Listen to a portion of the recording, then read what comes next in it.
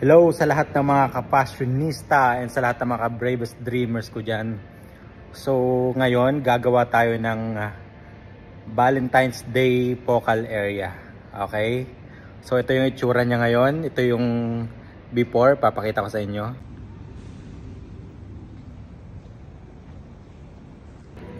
So mamaya ipapakita ko sa inyo yung after nito. Yung ginawa natin yung Valentine's Day focal area. So ito na yung after.